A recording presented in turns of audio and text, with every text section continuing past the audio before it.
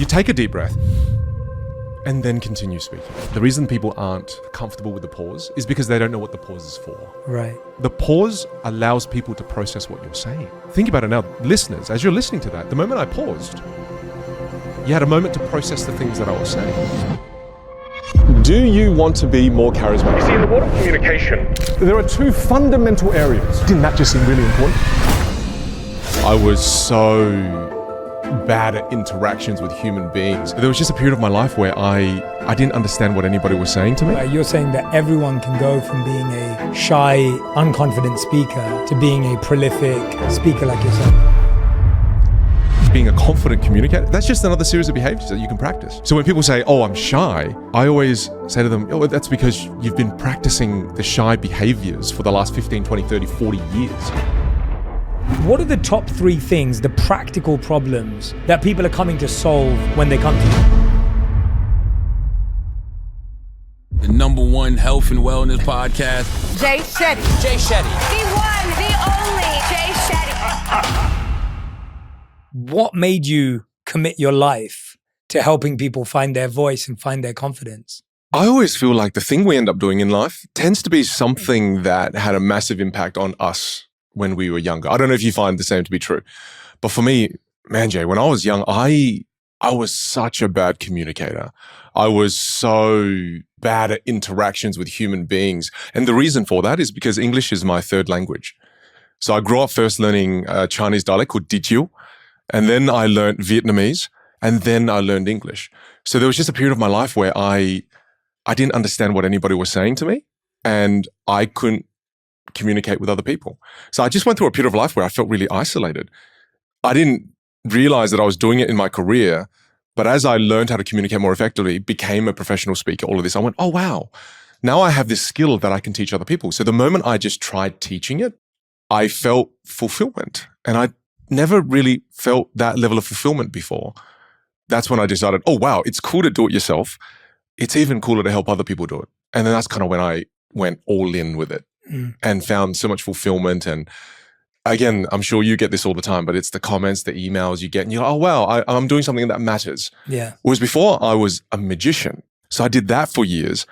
And it feels weird to say it because I don't want to talk down on what magicians do. Not at all. It's just for me, the applause at times when I was doing magic, it felt really empty to me because I did it for so long and it started to feel a little bit empty. And then when I started teaching public speaking and communication skills, it felt full. It felt better. It felt more fulfilling.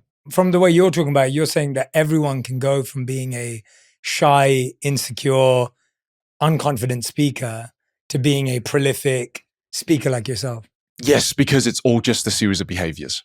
Everything you and I are doing right now, everything you see a great communicator do on stage, everything you see a great creator do on video, it's just a series of behaviors.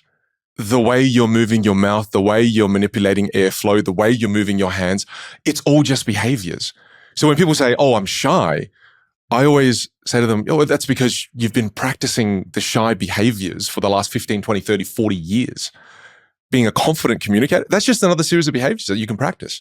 And if you practice that for 10, 20, 30, you'd be a confident communicator, right? So it's just behaviors that we get attached to because it becomes a part of our identity. And then I think when it becomes a part of our identity, all of a sudden now, we feel like we're stuck, but you're not. And then there's this really interesting concept. I don't know if you've come across it before, where it's, where does your voice come from? Where do you get your voice from? You learn how to communicate based on the people you were inspired by when you were young. And you just learn behaviors from them. Like I'm watching my daughter now, my daughter Melody, she's 1. And I can see her watch us and then start to mimic the things we do. Right. Right. My wife the other day met her spaghetti. She wouldn't eat it. So my wife was furious. She was so upset. She was like, you're not eating it. And then she goes, She does the exact same thing, right? And then my son, he picks up the way I speak because he's 7 now. I notice he has certain nuances that I have. So again, the voice you currently have, people think, oh, that's my natural voice. It's like, no, it's not your natural voice. Yeah. You lost your natural voice when you were 2 or 3 years old, right? Whereas the voice you have now, that's your habitual voice. It's just a series of habits. And the thing that I find the most fascinating is that when the habits move from your conscious mind and it goes into your subconscious mind, now you feel it's a part of you and now you're stuck with it. But in the beginning of your life, you had to consciously think, oh, dad speaks really softly, so I'm going to speak really softly. But the moment you do that for 2-3 years, now it moves into your subconscious mind. And then you go, oh, no, that's me. No, it's still just a series of behaviors. And that's all that it is. Yeah. I've always loved that model of unconscious incompetence to unconscious competence. Yes. And for anyone who doesn't know it, 4 stages, right? the 4 stages, the bottom stage is unconscious incompetence, when you are unconscious of your incompetence. You have no idea what you're doing wrong. You probably don't know that you are, try and fill every pause, say like at the end of every sentence, whatever it may be.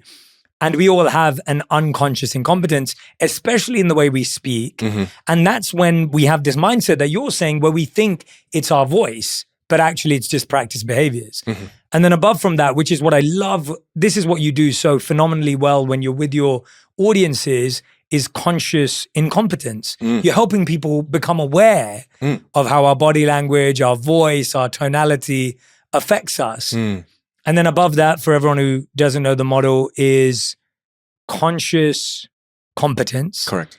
Where now you know why you move your hand that way and why you choose to lower your voice or lower your pitch or whatever it may be. And that's kind of a frustrating part for people to be at stage 3. Right. Because they go, I know it, but then I still have to think about it. So when they do it, it's really interesting because I see my students do this all the time where they go, hello, everybody. It's great to be here. And then they go, Vin, this feels so fake. It feels so phony. But I'm like, you have to go through that stage to get to stage 4, which is unconscious competence, which is mastery. Yes. And a lot of people aren't willing to push through that because they go, no, it doesn't feel natural. So that means it's not right. Let's talk about that. That's a really, I think that's one of the biggest challenges, because I think we're both sitting here as people who've trained, worked hard at our craft, worked hard at our art. Yeah. And now at this point, it does feel like unconscious competence. Yeah. But a lot of people say, well, no, but if you had to learn it, then it's fake, it's unnatural, it's not real. It's phony. It's phony. But what's the difference between developing a skill versus faking it? Like, what's the difference? I love your definition of home, where you say home is the familiar, right? And to me, the way you currently communicate, you have a home. And that is because those behaviors you've been repeating for the last 10, 20, 30 years, right? So that feels like home to you. Whereas what people don't realize is, and I don't mean to take a long explanation for this. I think it's important. When you used to ask me what my home was when I was young, I would say my suburb. So I'd say Salisbury Downs. Then as I got older, I started to explore my city. I'll say Adelaide is my home, South Australia, right? And then as I explored more of my state, then I would say South Australia is my home. Then I explored more of Australia. I got Australia as my home. Now I've lived in LA and Southern California. I go, I kind of feel like America's my home too. And then as I travel more of the world, I go, the world is my home. The same thing with your communication skills. You have access to this incredible instrument, but your home is such a small part of that instrument. Say a piano has 88 keys, right? Right now, home to you is 5 keys because you're only familiar with those 5 keys. But as you start to realize you have access to this incredible instrument, you start to play the other keys, home becomes the entire piano. Whereas the struggle that people have is the moment they do something that they're unfamiliar with, instead of labeling it as unfamiliar, they label it as fake and phony. And what happens the moment you do that?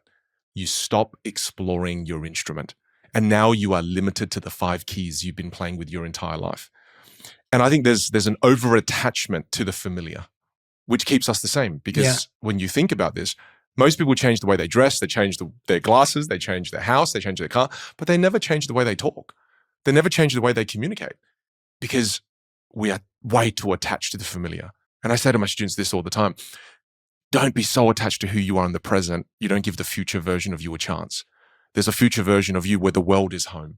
There's a future version of you where you can play all 88 keys. I love that concept of we change our hair, we change our glasses, change our clothes, but we don't change the way we communicate. And I was going to ask you, when you have so many people coming to see you speak, what are the top 3 things, the practical problems that people are coming to solve when they come to you? So when someone comes and says, Vin, I need your help. Yeah. What are they trying to solve in their life? The top 3 things that you hear? First thing would be they want to get from stage 1, unconscious incompetence, to like, you've made me aware of one thing. How can I start to become aware of more things? So again, self-awareness. So first thing they go is like, how can I become more self-aware? I've now been I'm awake now to the problem of my communication. How can I begin that journey and become more aware? And when they ask me that question, then I share with them a very simple technique. And a very simple technique that I share with them is record and review. So the only way to become more aware is if you see yourself. And most people hate watching themselves on video. Most people hate listening to themselves on audio. So that means they've been going through their entire life avoiding the two most critical things you need to develop self-awareness with your communication. And they hate this process.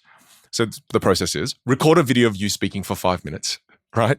And then when you review and reflect on that video, leave it for a day so you're less critical of yourself. And once you've left it for a day, the first time you grab your phone to review the video, put it on mute and then just look at yourself. And then as you're looking at yourself, take notes. What am I doing with my hands? How are my facial expressions? What am I doing with my legs? How am I moving? Do I have any visual tics? So you take a whole bunch of notes. That's the beginning process of self-awareness. Then after that, turn the volume up. Just listen to yourself now. Turn the phone around, play, just listen. And as you're listening now, listen to the vocal qualities. What do you like about your voice? What don't you like? What can you hear? How's your rate of speech? How's your volume? What's your melody like? Do you hear the passion if you're passionate about something? You'll take so many notes when you do this. What are your filler words, non-words, right? You get all of that down. Then the last step is get it transcribed. So once you transcribe it now, you can see the way you communicate in a completely different perspective. You might notice you speak in circles. I repeated the same thing 4 times. What am I doing? Right? And you'll see different things. If you just go through that process once, you'll get a list of 5 to 10 things. Right. That's how you begin your journey of self-awareness. Yet people will resist that because it's too uncomfortable. They'll record it, but they won't watch it. But the ones that do, Jay, I immediately get a DM after. Shock. I can't believe I do X. And it's crazy because I think of one of my students right now where he said, for 6 years, I've been held back in my career because my managers and my leaders say that I lack clarity, I lack authority, and I lack confidence. And he goes, and they give me this feedback, yet they don't tell me what I need to improve. And do you know what I realized, Vin, through doing this record and review process? The one thing that has robbed me of 6 years of progress is my umming and ahhing. I can't believe umming and ahhing has held me back. And he was so frustrated. And I remember I had to tell him, I go, look, I get your frustration, but at least it didn't hold you back for 20 years. And you realized it now. But something simple as umming and ahhing held him back for that long and destroyed his perception of being a great leader. It's kind of crazy. Yeah, that's what I wanted to get to is that's the problem. I feel someone may see your work and they'll say, well, I don't want to be a public speaker. That's right. That's not the point. The point is there's a promotion that you're not getting because you don't have authority. Yeah. Or the challenge is you're not able to ask out the person on a date that you really want to take out on a date. Like you don't feel that confidence. Yeah. Or there's the challenge of you're in a team meeting and you feel like your voice is never heard. People always overlook your opinion. They don't hear you. Yeah. What are some of those stories that you've heard of people that have had those types of challenges that are coming to you and saying, exactly like the one you just told us, they're like, oh, Vin, this is actually solving a daily issue for me? The big one, people keep interrupting me. Not only do they not listen to my ideas, they interrupt me. And then my turn is gone now. And the idea that I was going to share was one that was going to be able to change the course of the meeting. But because they interrupted me, now I'm invisible. And that keeps happening to me. And then when they ask me, they go, why do other people interrupt me? Why does it happen? The reason is something that I don't think you'd expect.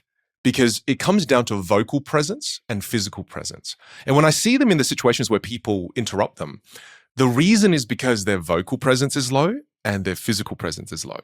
So, for example, everyone's sitting around a meeting table. And again, I go, look, send me an example, right? Where you're doing a big Zoom meeting and you're allowed to send me this. Send it to me. Let me see what's happening. And when you see it, everyone's sitting down. And then the way she would bring up the question, it was a woman who asked me this. And I remember the way she'd ask it is very low volume. So, look, I've just got a quick idea I would love to share with you all. Very small body language. And if I was talking to you like this right now, it is so easy for you to interrupt this version of me. So easy. Whereas imagine instead I said, take control of this. Stand. stand. And they go, oh, I feel a little bit weird. We'll just prime the reason. Just go, look, I've been sitting all day. Do you mind if I stand for my part of the presentation? Oh, great. All right, then you just stand. If you stand now, all of a sudden you're in a position of more authority. And if you use larger body language, stronger volume, the version of me right now, this version is infinitely more difficult for you to interrupt. Absolutely. It's infinitely more difficult because you've got more authority. You've got more credibility.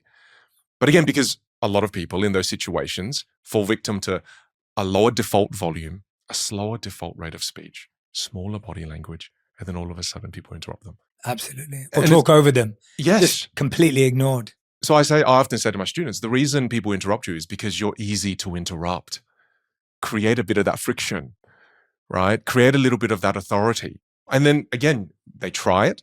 It feels a little bit, again, they say fake and phony, but I'm like, reframe it. It's just unfamiliar. And then they start to do it. They go, oh, it felt really unfamiliar, Vin. But the moment they do it, they go, wow. People, like just from standing alone, Vin, I felt like I stood. I just had a bit of volume. I didn't even use my body language, but already people are not interrupting me.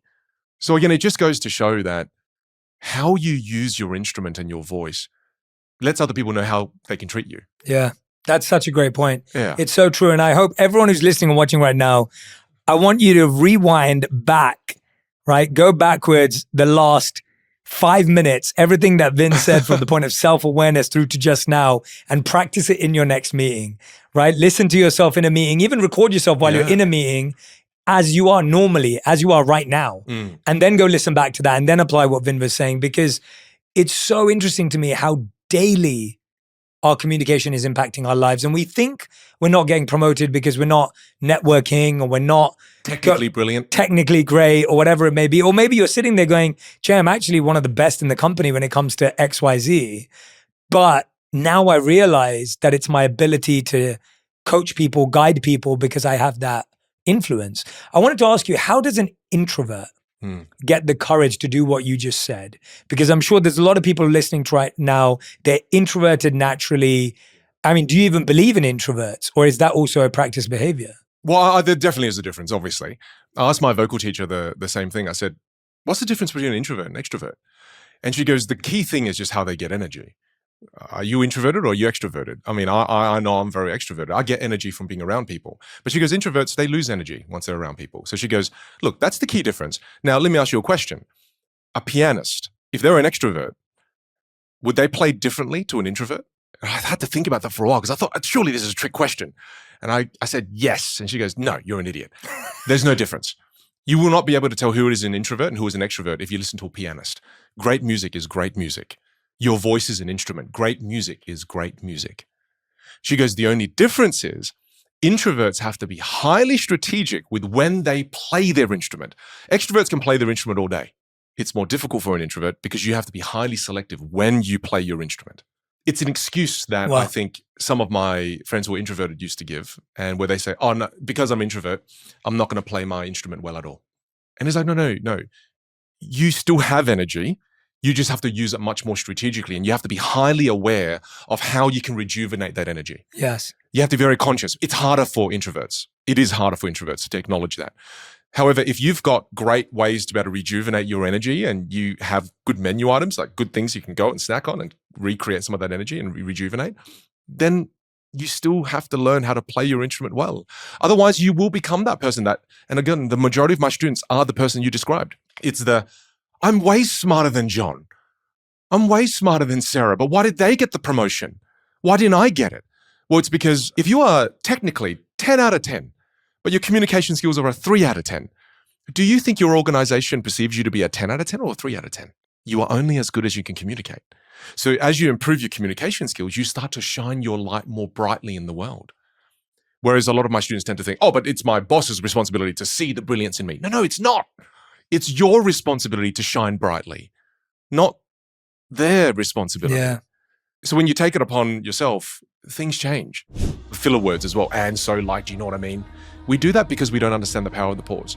Whereas the pause allows people to process what you're saying. If there's one thing you do if you listen to this episode, is record a video of yourself. And you'll thank Jay and I later. Because you'll see things that you didn't realize you know. The reason we hate the sound of our voice is because when we hear ourselves on a recording, that's not how we sound to ourselves. And the reason you have a different sounding voice to yourself is when you're speaking, the vibrations go through your bones and your muscles, and then it hits your ears. You know, one thing I've learned on my journey is that education has the power to transform lives. But for many, traditional college just doesn't work with busy schedules and financial realities. American Public University is designed to fit your life, not the other way around. With more than 200 online degree programs to choose from, APU's 8-week courses start every month. But what really stands out is the incredible value APU provides. Beyond their already competitive tuition rates, APU eliminates out-of-pocket costs like application fees and ebooks. And most students can take advantage of their opportunity grant, which gives you 10% off undergraduate and master's level tuition. Plus, you get access to comprehensive career and mental health resources to support your entire education journey. Whether you're looking to expand your knowledge, pivot to something new, or finally complete that degree you started years ago, American Public University makes it possible. Remember, investing in yourself is always worth it. Take the next step in your journey by visiting apu.apus.edu. There's such a need for ownership and accountability for our lives because, like you said, and I've for a long time believed that someone was going to come and spot my talent and see it and nurture it and help me build up. And I realized no one was coming and that no one could see it because they were too busy in their own lives. It's not that they were bad people or they were bitter or they were wrong or they were not able to spot talent. Everyone was busy. People were just busy in their day-to-day. They don't have time to spot your skill and your talent and nurture it. If someone's listening to this right now and they're saying, Vin, I love what you just said. I'm an introvert. I agree with you. There are times when I can and can't perform or can't bring it out. How do I hold energy? How do I create energy? If I have a meeting coming up today, if I'm going to be on a Zoom call today, what do I do in order to make sure I'm at my best? Because right now I'm going from meeting to meeting to meeting to meeting, Zoom call to Zoom call. I'm just exhausted. First thing is you have to learn how to protect your energy. For example, yesterday I was doing a couple of different podcasts while I'm here in LA, and I didn't leave the hotel room. The podcast wasn't until 4. I didn't leave the hotel room at all. To the point where my videographer freaked out and just knocked on my door and said, "Are you okay? Are you still all right? Are you all right?" I'm like, yeah. I'm conserving my energy. Yeah. I'm a fairly high energy person, so I have to conserve my energy. So all morning is, again, I didn't talk to anyone this morning. I had to wait to talk to you because if you don't conserve your energy and you just give it all the time everywhere, then you won't have any. So that's number one. Got to conserve your energy, right? And then the second thing is have go-to, I call them menu items. Have some menu items that you can quickly reach for. So one that I love is Wim Hof, the breathing technique, right? The guided bubble breath. 2 cycles of that before a meeting. My brain is oxygenated. My body feels good. I feel like I just feel revitalized. Can you break the pattern down for us just in case people don't know? Okay. So if people don't know YouTube it, but it's 30 deep breaths in and out. So 30 of that. And then after that, at the end of the 30th one, you breathe out and then hold your breath. And you'll be shocked how long you can hold your breath for. You'll be shocked. The first time I did this, I couldn't believe I could hold it for 1.5 minutes, 2 minutes. I thought I was going to die. I thought I was dying. And then at the end of you holding your breath for a minute or so, as long as you can, after that, just take a deep breath in, hold for 15 seconds, and release. And that breathing technique alone has energized me even when I am doing Zoom calls at 3 a.m. in the morning because I work with some US clients. It just gets me 3 cycles of that, 2 cycles of that. Incredible. I was not a believer in that at all when I first learned. I was like, yeah, surely that's not going to work. What, breathing? I do that every day. Changed my life. Yeah, I agree. My go-to technique to energize myself. The next one to me is a snack, something healthy. I love blueberries, raspberries with a little bit of cream. Oh man, a light meal. I love it, right? And then favorite beverage. My go-to is coffee. I don't know. I feel like some people are going to tell me it's going to kill me, but I love it. So have your own go-to. Yeah. Right? Have your own routine. A routine. Yeah. I have a playlist of videos that crack me up. I don't know. Have you seen videos that made you laugh? Yeah, Of absolutely. course. Yeah. Save them. Yeah. Save them because they're Puts you in a breaks. great mood. Yeah. Put you in a great mood. I'll give you one last one from me. Is again, I've just got so many things out of my menu items. No, I love it. I also love orchestral war music.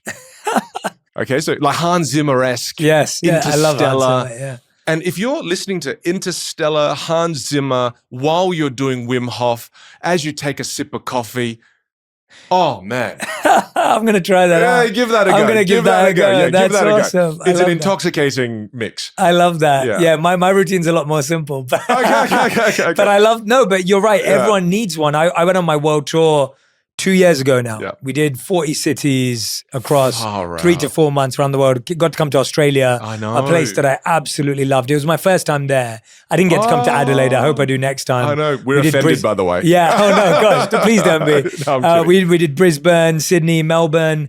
And honestly, there was something about the Australian people that stuck with me. I was telling you this a bit earlier. Yeah. There was this banter back, which I loved. Yeah. I would banter with people on stage. I'd little quips and things, and they'd come back at it, and I loved it. And the other thing was, everyone was so grateful. Oh. Everyone would just say to me, they'd be like, "Thank you for coming all this way." And I was like, "Wait a minute, you came to see my show. I should be thanking you." And I was so grateful that people turned up in, the thousands that came out, and it was just amazing. Everyone was so grateful. There was such a great energy. But the reason I brought it up is I realized that my tour schedule was extremely different from a keynote, because a keynote is I've got to do it once and then it's done. This was every night, if not every other night, if not sometimes in Australia, I did 2 shows back to back. In the same day. On the same day, because we were at the Sydney Opera House for 2 days, but we did 2 shows in one day, 1 show the next day. So 3 shows across 2 days, and then went to, I think it was Brisbane or Melbourne that was last. And so my tour schedule was different, but I realized I had to stop eating at 12. My show was at 8 p.m. I had to stop eating at 12. I'd have a protein bar around 5, 6 p.m. to give me that little bit of boost of energy. I'd have a sparkling water because I preferred that just before I went on. And then I would have to eat. I'd get off stage at 10, do a meet and greet for 2 hours, and then I'd eat at midnight every day. Now, that's not my normal wow. schedule Yeah. at all. Like, that's Yeah. completely against my normal schedule. Yeah. But I had to find that. And I think that's what's so interesting about this is that I sleep at 9:30 every night. That's Me when I'm too. in bed. Wow. So for me to be having to eat dinner at midnight is so abnormal, but I found that there was a different routine. I also didn't go out to any noisy places before or after the show because I had to be on vocal rest. I knew I'd lose my voice if I went to a restaurant or whatever. So for 3-4 months, I didn't go to a restaurant while I was out in all these cool cities. Everyone's like, "Oh, did you go to this place? Did you?" I was like, no, I didn't go to any of those places because I would have lost my voice and then I wouldn't be able to perform. And I think that's the important part of the craft, that there's a dedication and a surrender to this is what matters. Yeah. And therefore some of this other stuff is going to have to fall by the wayside. And what you just said made me think the importance of finding what works for you. Yes. I feel like people have this misunderstanding that I should just have this energy naturally. Yes. Back to your original question, right? I should just have it naturally. And if I don't have it naturally, there's something wrong with me. It's like, no, you had to not eat for 8 hours to get yourself into the right state. And I think that fasted state helps us think more sharp and helps us be more on point, right? And it takes work to show up with energy, intention, and purpose. Whereas I think people have this illusion in their minds that, oh, it should be easy. Yeah. And if it Or we doesn't think feel we're easy- weak. Yeah. Or there's something wrong. It's like, no, there's a craft to it. Like even preparing for a Zoom call. Some people go, oh, is that a bit much? But that's how you show up 3 Zoom calls back to back. Like structure it with 15 minutes in between. You have to reset. Even for me, it's doing these podcasts, traveling overseas. I'm exhausted. But then again, if I choose to give this energy, I need to conserve it. Yes. I need to have ways to rejuvenate it. And I have to go through the process. And you have to commit to the craft. You have to commit to that discipline. Whereas if you one night did eat at 6 p.m., well, then that show wouldn't be as great. But you were dedicated. And I think that is what people have to really understand is there are ways to do it, but you've got to take yourself through the process. Yeah, absolutely. For someone who's listening to their voice now, they're listening to us. They're like, Vin, I'm going to listen to this. They start listening back to their voice and Oh, they no. cringe Yeah, they do. at their voice because we all have this Yep. strange, and by the way, we all have it. I have, and I want to say that here, I have that too. Mm. No one likes listening to the sound of their own voice. Yeah. there's something uncomfortable about it. First of all, do you know where that comes from? Yeah. And then what do we do about that when you're listening back and you just, your whole body, your face, everything. It's not just listening, it's when you look at yourself on video too. And there's a reason for that. The reason we hate the sound of our voice is because when we hear ourselves on a recording, that's not how we sound to ourselves.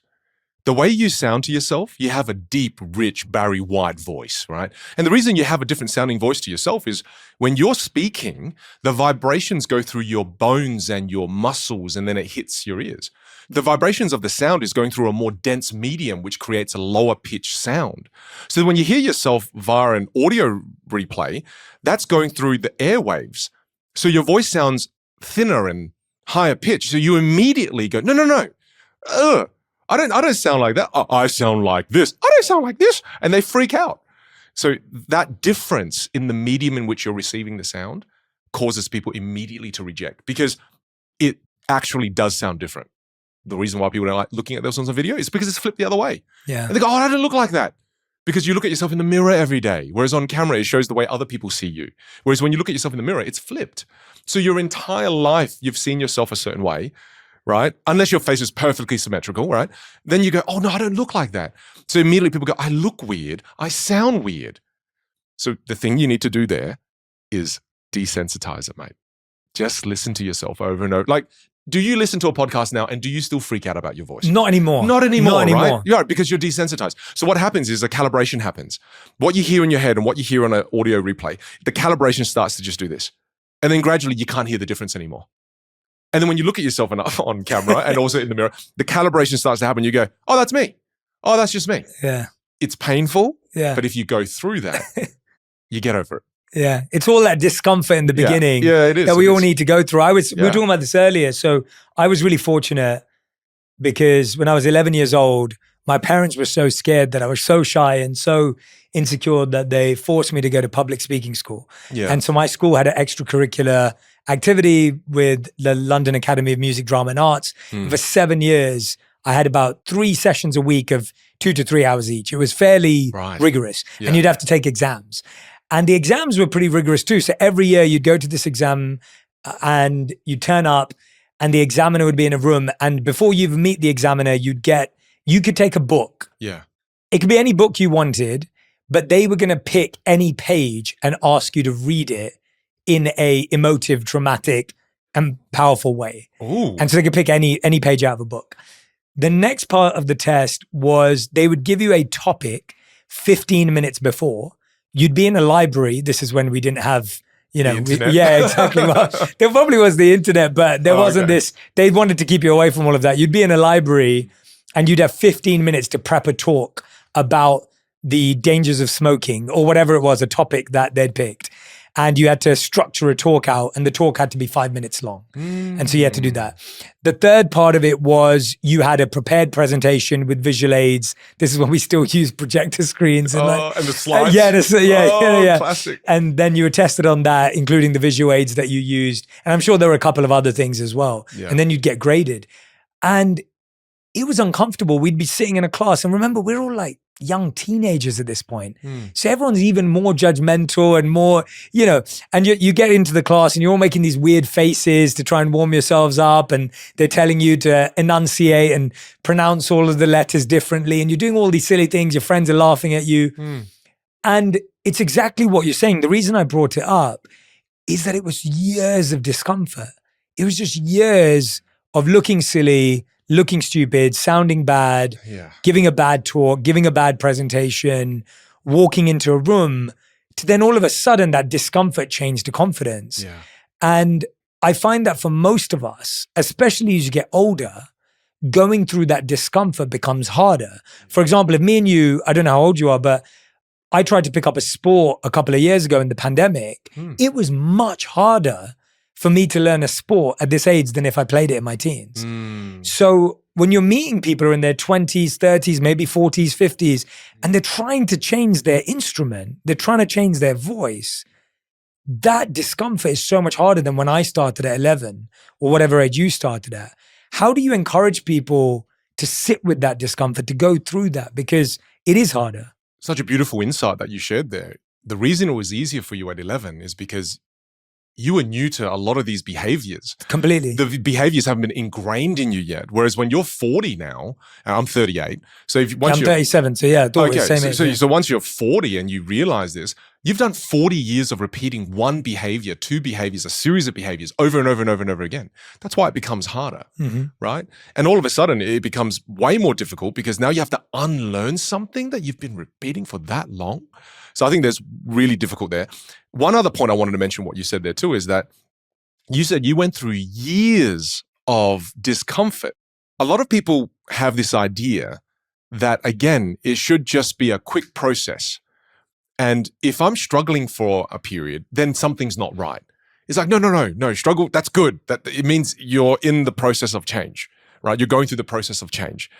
And you have to be willing to put in that effort, go through the struggle. And I think the thing that people are resistant to is failing. Because I believe, and I want to ask you this question, did you learn more from your successes in those situations, in those public speaking exams, or did you learn more from your failures? Failures. People don't want to fail now. I don't want to make a video, put it out on Instagram where I've made a fool out of myself.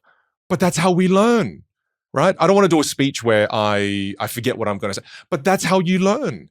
You have it happen, then you go back and you go, okay, why did I forget? Oh, it wasn't well rehearsed, right? Why did I forget? I didn't know how to deal with my nerves.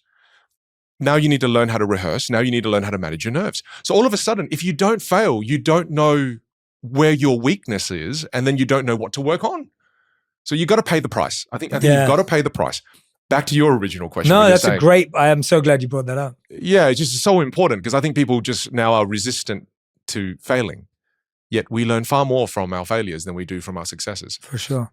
So for the person who's 40, oh my God, Vin, what do I do? Am I doomed? No, you're not.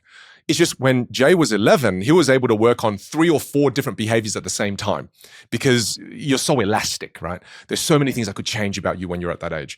But when you're less elastic in your older years, you just now have to focus on one thing at a time. So I've coached a few CEOs of some pretty big companies here in the US. And it's so funny because when I map out I used to do it, I don't do it anymore. But when I did it and I mapped out their coaching program and I showed it to them, they got upset. Because they're like, wait, you're making me work on my volume for 4 weeks and that's all we're doing? This feels stupid. And in those moments, I just had the courage to go, well, look, then pick somebody else. It's okay, get a refund, pick somebody else. Because I kind of said to them, you're 50 and you've been speaking with a very default quiet volume for 50 years. Do you expect to be able to change that in 48 hours? Because I get them to send me a video every day, right? And every time they send me a video, I go, watch what you're doing for the first 7 days. Even though you know we're working on volume, your default volume is like a 4 out of 10. And that's when they go, oh, far out. I keep defaulting back to it. So the older you are, you've got to realize one thing at a time. One thing at a time. But it drives people crazy. I want to do 7 things with it. I want to do hand gestures. I want to learn how to story tell. I want to use volume. I want to add pitch and melody. I want to do all of it. But that's also what leads to no change. That's why most people never change the way they sound because they're not willing to sit and be patient and do one thing at a time. Yeah. A good example is thinking about it like driving.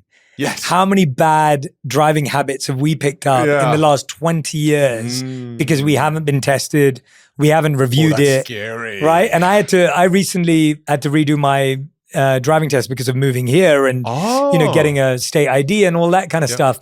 And I realized just how many bad habits you pick up. Now, I believed myself to be a safe driver and a good driver and a responsible driver, but still, the fact that for 20 years, no one's watched me and checked on me driving, you lose that. And so that's 20 years of driving, which is something we do every day, which is similar to speaking. You're doing it every day, but no one's doing what you're not. That's such a good point. Right? You're not recording yourself driving and sending it to someone. You just made me think of something when you said driving as well. I mean, when you think back to the 4 stages of learning we talked about before, and you talk about unconscious competence, to give people a sense of what's possible once you really go down the path of mastery of communication skills, think of an area in your life where you have achieved unconscious competence. It's driving. Whether we're good or not, that's another thing, right? But most people, I would dare say sometimes too, you're kind of unconscious when you're driving because you're so good at it. You've done it every single day of your adult life. So you've gotten to a point where you are unconsciously competent, right? And then people always ask me now, they go, oh, Vin, when you communicate now, are you thinking about gesturing? Are you thinking about storytelling? Are you thinking about, I go, no, I don't. Because like with the car, when you think you want to go to the grocery store, do you have any thought now into, oh, I need to open the door. Oh, I need to check my blind spot. Oh, I need to adjust my, no, it's all automatic. Mm-hmm. So the reason why I try to inspire my students to improve their communication skills, because I say to them, that means in the very next conversation you have with a client, a customer, a family member, you can just think, I want this outcome. Mm-hmm. I want to be able to help them in this way. Your skills and abilities will just take you there. Mm-hmm. And that's why you come across in these podcasts and the professional people who do this, it's so natural. Mm-hmm. And when people are sitting there going, I want to be that natural, but it requires a dedication to mastery. Yeah, and that's the point that I really want people to get. I remember sitting and watching one of my favorite comedians who became a friend, and he was just brilliant. Like, he would have the audience laughing and in raptures, like in the palm of his hand, right? So cool. But everything looked and felt completely off the cuff. So he'd literally just turn up on stage. It wasn't like he wasn't in the flow. Sometimes you watch a comedian and you can tell there's an arc and you can tell there's a story and you can tell it's planned. Yeah. This guy would literally come up. He'd be like, hey, has anyone read any books lately? And like someone would name a book. He'd be like, oh yeah, I read that page. And he'd make a joke out of it. And then someone else, and he'd be like, oh, what's your favorite song right now? And it's all a conversation. Brings out a song. Oh yeah, I can't believe he said that lyric. Makes a joke about the lyric. And it was unbelievable to watch. And I spoke to him afterwards and I said to him, who did you learn that from? Like, where did that come from? He said, I've practiced it so much that it looks spontaneous, but it's completely trained. And I think that's what everyone wants. Everyone wants for it to look spontaneous. Yeah. But that took years of discomfort, courage, failure, training, mastery. When I'm telling a story or hosting a podcast, I'm not trying to sound like anything. Yeah. Because your voice has, for so many years, become that way. And I'm at a point in my career, for sure, I was asked to I just gave 3 keynotes in the Middle East in January and in Dubai. And I said to myself, I'm going to walk into these and just channel.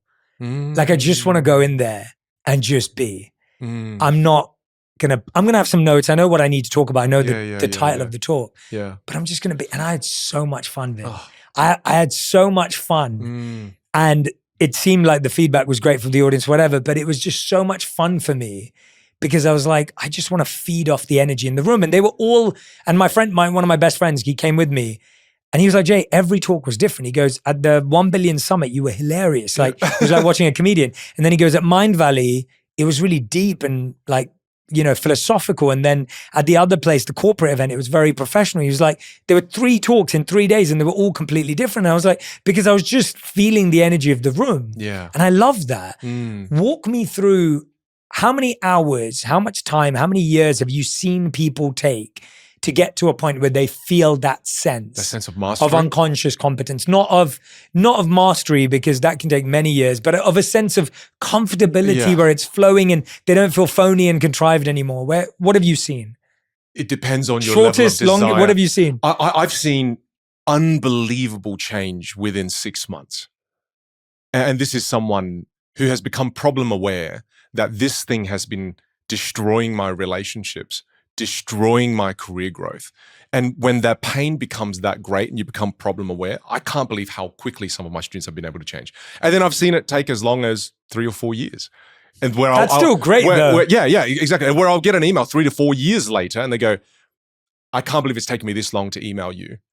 I almost feel a little bit ashamed. I'm like, no, because it took me 10. So that's amazing.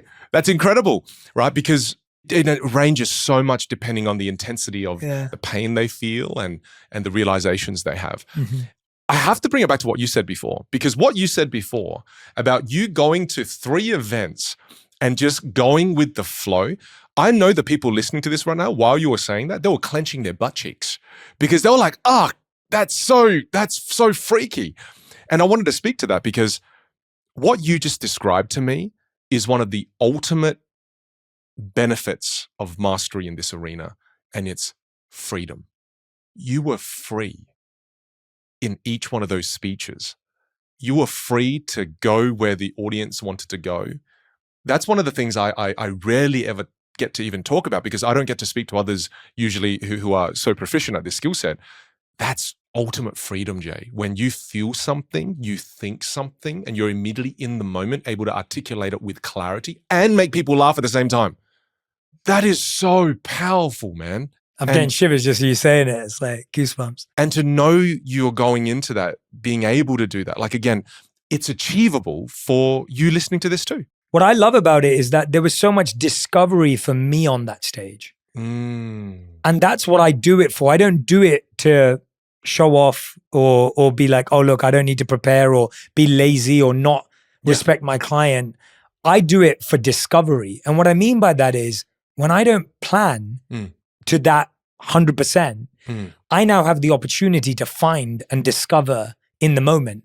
So there were so many things that I said in those 3 keynotes that I've never said in my life. And that's where I get joy. Yeah, you create. Yeah. And I said that first because I wanted to take it back and say, my first experience of public speaking, I want to ask you about yours. I was around 7 years old. Yeah. And my mom always wanted me to be on stage and do things like that. And I didn't. And so it was a religious assembly and I was dressed as people from my culture. And I was asked to go and sing and speak on this prayer in front of my class. Now, I grew up in London.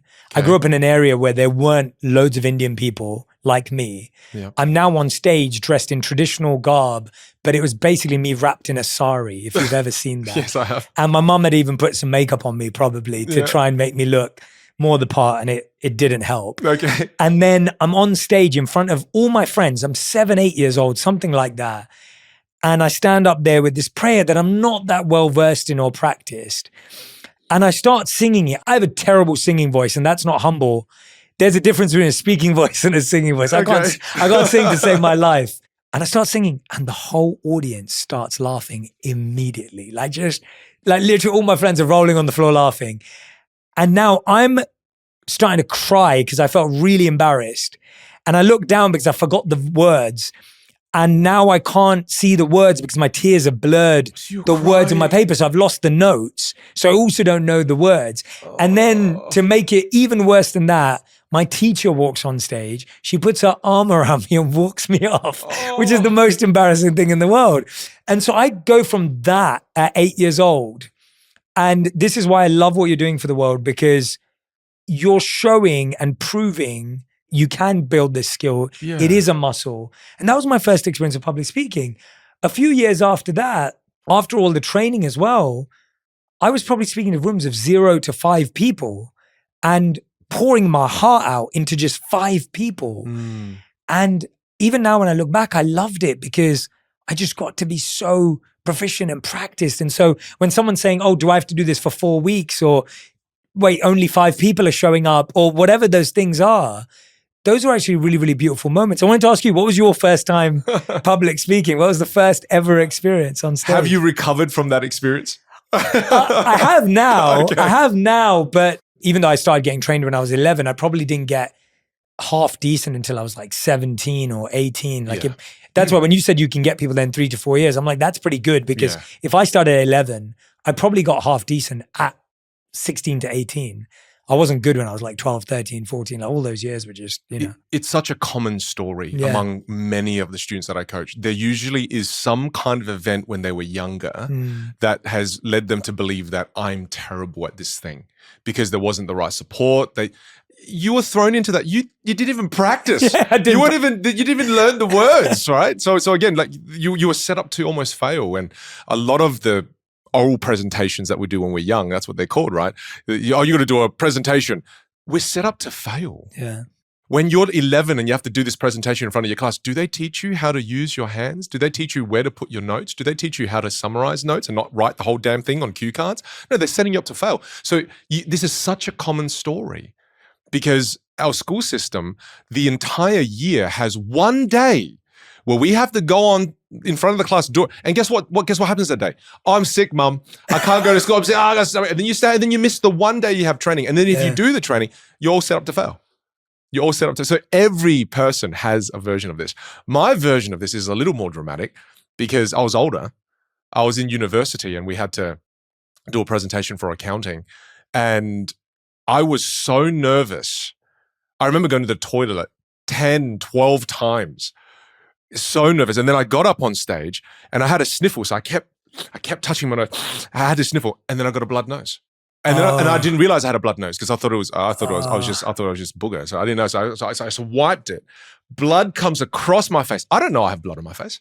While you're speaking? While I'm speaking. I didn't know it was blood, right? And then obviously a blood vessel went. I was so nervous. Everything was going crazy. And then I didn't realize it was blood. And I was still talking. And then people started laughing. And then I tasted blood. And then the moment I tasted blood, I looked at my hands. There was blood everywhere. I start freaking out. I didn't know what to do. The teachers didn't even know what to do either. Do you know what I had to do? I finished the talk. And you finished the talk? Well, it was only a 5-minute presentation. But I finished it because I didn't know what to do. And I panicked. And it was just the worst presentation I'd ever given. From that point, I just thought, yep, you know what? I'm going to avoid this at all costs. I'm never going to do it ever again. This is the worst experience of my life. Yeah. And and then I walked off.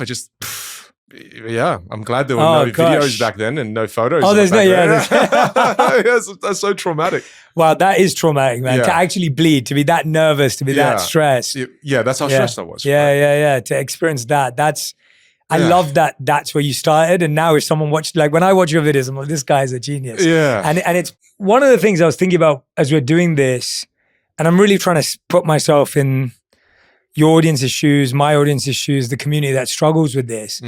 One thing that I've definitely seen as I've traveled, and we both have international audiences, is this fear that people have around their accents. Yeah. And that can often make people quite unconfident. Yeah. And it's really interesting because obviously when I moved to the States, people really enjoy listening to a British accent in the States. But where I was growing up in London, to me, the smartest people sounded American accents, professors, Harvard, Princeton, Stanford. When you heard these professors do TED Talks or whatever it was always in an American accent. And it's almost like in England, we grew up on American rap music. You grow up to such a culture that our feelings are skewed towards certain accents. And so if you're from a country where you feel, or a state or anywhere, even in the United States, you may feel like your accent isn't well received. How does someone deal with that kind of pressure? I just believe accents are rarely a problem. It's really the articulation and the pronunciation that lets people down. Because I just feel that accents are beautiful. I've got students from all over the world, Jay, and I agree. I love listening to the accent because it tells a story. It tells me who you are. Where it lets you down is like when I first came to the US, I didn't realize I had so much Australian slang.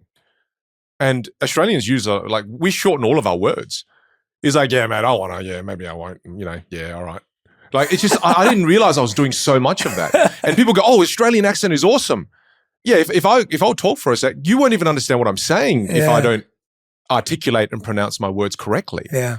So I really believe that, and I have this happen all the time in my in-person classes where someone will come and ask that very question and they'll have a Polish accent or maybe they'll have an Indian accent. And then the moment I just get them to over-articulate and practice, all of a sudden, it completely changes how they sound. And here's where it happens, Jay. It's because, for me, for example, right, I learned the Vietnamese language. So I learned a set of Vietnamese mouth movements. My big mistake was when I learned English, I used the same set of mouth movements in the Vietnamese language to go speak the English language. Fascinating. Right? So then all of a sudden now, when I speak English, my accent wasn't the problem. The problem was I wasn't articulating correctly. So people didn't understand me. I used to not pronounce my T's. British people are good with this, but Australians and even Asians, I didn't do it. So I'd say things like, I can't. I wouldn't pronounce, I can't. I wouldn't pronounce that. And then my T's, I would say free. Oh, can I have 3 of those?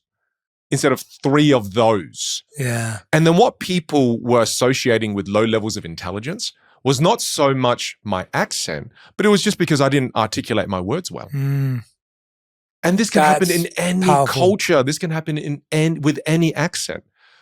I've heard people with Chinese accents, Indian accents, Polish accents, Russian accents, but when they articulate their words beautifully, oh man, it's like you get to listen to a different genre of music. Otherwise, imagine everyone sounded like us. Yeah. There's no flavor. There's no personality. Again, I do not believe accents are a problem. I believe the problem lies in your ability to articulate and your pronunciation. And here's a quick activity that you can do to help with this. Go for it. One of the greatest things I learned that my speech pathologist made me do was First of all, grab a book, and every single day you grab a book for 5 minutes, 4 times a day if you want to take it real seriously. Every time for 5 minutes. Read the book and overdo your lip movements, overdo the tongue movements. And then if you want to take it to the next level, put a pen in your mouth. Because if you put a pen in your mouth, you're forced to over-articulate. And do it out loud. And by doing this, you'll start to learn, and record yourself while you're doing it too, you'll start to learn, oh, wow, I struggle with this sound, this consonant, this vowel. And as you start to bring a little bit of awareness to it, you go, oh, right, I need to change the way I'm shaping my lips. I need to change the way. And just going through that process alone, I remember doing that for 3 months. Wow. And I had to do that when I came here to the US because I slurred my words a lot. And in Australia, you fully understand me fine, mate. Right? Yeah, there's no dramas with that, eh? But over here, all of a sudden, I was speaking in Texas, and I still remember speaking in Texas for the first time. And it was so sweet. They're like, I love the guy, but I ain't got no idea what he's saying. Right? And it was like this weird thing where, and then I literally had to go see a speech pathologist even later in my life because in Australia, it wasn't a problem. And I didn't realize it too, but when I slurred my words that much, it made people think I wasn't smart. Right. And this is why people in the world think the British are so smart. Is it just the accent, or is it because they articulate extremely well? Right. So you can sound smart in any culture, in any, with any accent. Should we get a couple of pens? Yeah, we should Ryan, do it. can you pass us a couple of pens? Oh, okay. Just so that people realize can see that, and see what it is. Yeah, and that we also need to do these. Like I'm probably going to contact you straight after this and go, Vin, I'm not kidding you. I mean this. Thank you so much. Yeah. What type of pen? Does it matter? Oh, it doesn't matter. It doesn't matter. It could be a Sharpie. Yeah. Think of the pen, the more challenging it is. That one I think I've already chewed off. Okay. Let's not give you one that I've already. Thank you. Right, there we go. This one does not have bite marks. No, Thank exactly. You, Look, you can see what I've done with this one. Wait, one second. We'll do this for a segment. Yeah. But what I was saying was, as soon as we finish this podcast, I'm probably going to message you and say, Vin, can you please critique all of my, I'm going to send you a speech and ask you to help me get better, because I think the mistake is also that you get there and then you don't need these techniques or that you don't need to improve and that you don't need to work on it. Practice anymore. I think about it all the time. So anyway, let's. Yeah. Can you see how difficult this is? Very difficult. Yeah, all of a sudden, right? Yeah. And I want people to think about this. Who can you understand better right now? I'm not sure. You got to give me more than that, Jay. Okay, so Vin, how are you today? Feeling a little bit jet lagged. Okay. Because I came all the way from Australia. Yeah, I just got back from Mexico yesterday. Oh, that's great. And I went to a friend's wedding and we had a really good time. Oh, that's beautiful. I'm really happy for him. Oh, so happy for you. It's in doing these things that you start, all of a sudden, now when I speak, I feel like, oh, I'm so sharp. Totally. I can feel it too. Yeah. Even just from a few moments. Because you're forced to stretch your mouth so much bigger to make the shapes to be able to create the sounds. Whereas the biggest problem, and again, this happens in the English language. When you think about the European languages, the Asian languages, we actually don't have to drop our jaw a lot to speak those languages. Interesting. Because when I speak Vietnamese, I can do a lot of Vietnamese with my mouth closed. I barely have to move my jaw. English is one of the very few languages where when you think about consciously how you're speaking, you have to drop your jaw so much to speak the English language well. Whereas, again, the Asian cultures, European languages, you don't have to. Yes. Again, each language has a different set of mouth movements. So by doing that simply alone, you felt it straight away. Yeah, it's because you had to move your jaw so much. Totally. I can actually feel like we've worked out. Yeah. Like that's what it feels like. And that we did it for 30 seconds. Absolutely. And you can keep that pen. Oh, thank you. Thank you. I didn't think you wanted it back. I genuinely feel the difference from such a short period of time. Yeah. And I could tell if I did it for longer, it would make an even bigger difference. Well, imagine you did that for 5 minutes. Yeah. And you started dedicating yourself to that. Yes. My goodness, within a week. Yes. You'll notice your mouth moving differently. And you'll notice yourself sounding more clear. Accents are not a problem. You got to stop thinking that. People always go, oh, I hate my accent. That tells a story. It's your culture. It's your history. It's what makes you unique. And I always love to think of it as it's different genres of music. Yeah. Yes. And that's what we're seeing in music in the world right now anyway. You're seeing languages pour in through different artists and people, and it's such a need for that. I wanted to ask you something because this was a big evolution point for me. Okay. So from 11 to 18, I went to public speaking school. I got the tools, is how I like to see it. But it was only when I met the monks and I started to learn about Eastern wisdom and philosophy that I felt I had something to talk about. And I wanted to ask you how much you weight the balance between what you have to say and how you say it. Both equally important. I see some books where I read where they go, no, what you say is more important. And then some books say, no, how you say is more important. And I think they kind of have to do that sometimes because they are an expert in one particular arena. But again, I believe the answer is not which one, it's both. Both just as critical. Same with me. I think until I found the purpose and the fulfillment from teaching public speaking, I didn't really have much to talk about. Right. I didn't. And until I found that, then all of a sudden I started creating content. Then the content started to take off. And I think it's because I love how you've positioned what you do here. It's on purpose. When I found that purpose and I had the tools and I was able to use my instrument, then all of a sudden the world resonated with that. Yes. Whereas before, I did make YouTube videos back in 2008, 2009, just for fun. But they didn't really go anywhere. Because even though I had decent access to my instrument, it just didn't go anywhere. Because I wasn't aligned. You could hear it. It wasn't on purpose. Yeah, no, I'm glad I brought that up because I think a lot of people are struggling with either or. Like someone may come to you, they may learn all the tools. Yeah. But then they're going to have to find what they use it for. Yeah. And like you said, there may be someone else who actually has lots of knowledge, Yeah. but then they don't have the tools to share the wisdom or the insight. And that's generally the student that somehow discovers me. Right. It's the one that is, I have something to share with the world. Right. But some reason, every time I share it, people misunderstand me. Mm-hmm. Every time I share it, it doesn't get the impact that I desire. And it is the truth because you could have the greatest piece of music written by Beethoven, but if you play it poorly, is it the greatest music? And again, it's so interesting because I understand my students so intimately now where I know what they'll say. They say things in their life like they go, I'm just going to let my work speak for itself. Why not speak for your work too? Right? Well, why can't we do both? Why are we so linear? Why can't we do both? So good. Right? And when they realize that, they go, oh, okay, right. It opens their mind to the whole idea of, I kind of have to take responsibility to shine my light. I can't wait for someone. Again, and I remember we have a mutual friend, Mel Robbins, right? Yes. Mel helped me with my speaking career. At the start of my speaking career, Mel used to flick me the gigs. I couldn't afford her. And, I didn't know that. I became the cheap Mel Robbins for a period. so I was the cheap Mel Robbins. I didn't know that. She was amazing and so gracious because she couldn't do those gigs, but maybe she was busy as well. And she flicked them to me. That's how she started my career here in the US. That's awesome. I didn't know that. And she was one of the people that I saw from her content as well early on, where she said, no one's coming to help you. Mm-hmm. No one's coming to save you. That's when it really hit home for me too. I went, okay, I'm going to have to go do this myself, right? And you take ownership for that. And yeah, because when you take ownership, you step into your power. When you blame others, you kind of lose all of it. Yeah. What about someone who comes to you and says, I talk too fast? How do you teach people to slow down? Because I think that we're all scared of pauses, right? Everyone's always trying to fill the gaps. Even if you're in a conversation with someone, we don't like pauses.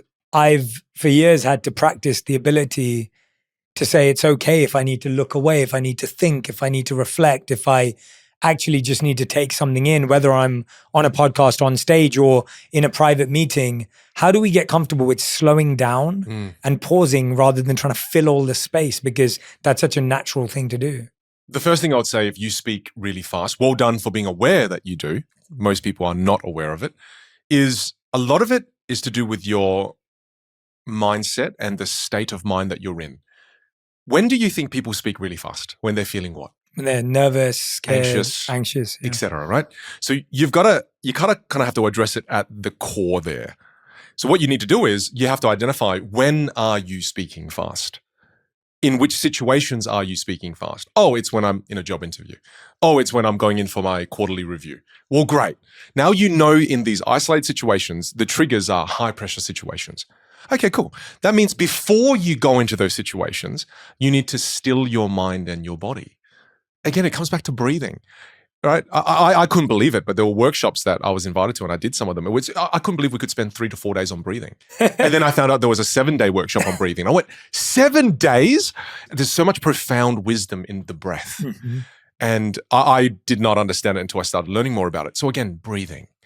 Before you go in, go with the Wim Hof breathing.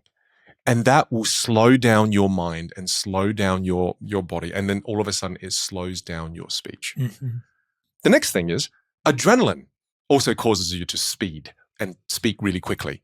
So before you go into a presentation or something that's making you nervous, get rid of the adrenaline. Some brisk walking, do a couple of push-ups, do some star jumps. I know you call them jumping jacks here in the US.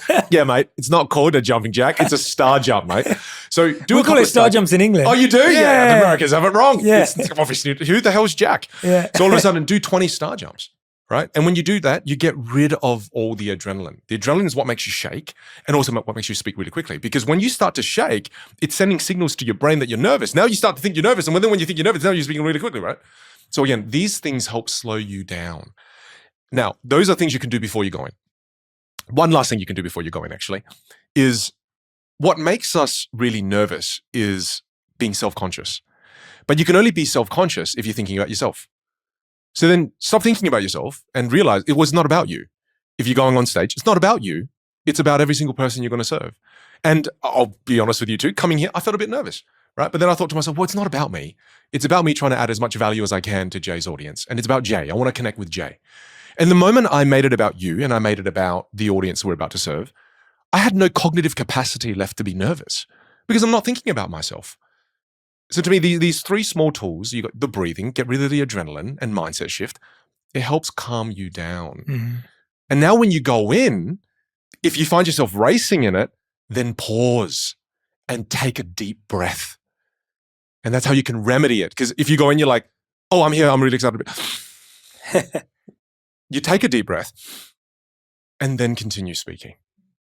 And right after the deep breath, it's going to slow your speech right down. Even when I did it there, I all of a sudden feel more relaxed now. Yeah.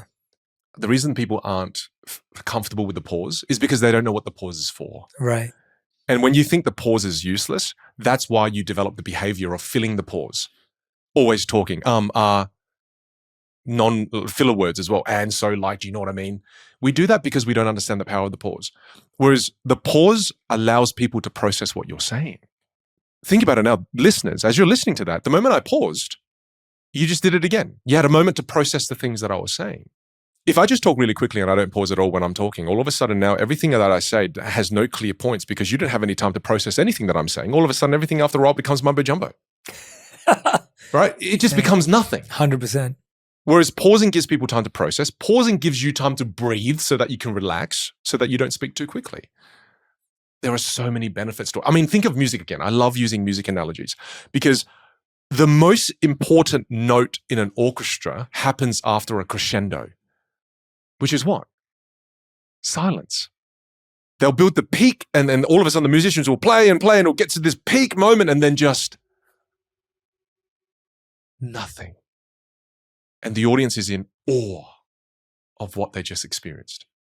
You speak about it so powerfully and it's so convincing. I'm like, this has to hit because I applied that even, and that come back to Zoom calls, meetings, everything. I think it's so important to not feel that the person who talks the fastest is the one who will get their point in. And I think that's sometimes the thing of like, hey guys, so I just really want to share this with you because if we just did this would solve everything. Like this is the thing. And it's almost like you've actually lost all importance because of that pace. Also because there's no clarity. Yes. If people don't process anything that you say, there's no clarity. Yes. You have to think about communication. It's not what I just send. It's how it's being received. Mm-hmm. Right? It's not, oh, I've sent it. It's done. It's out there. What do you think? I don't even remember what you said. Yeah.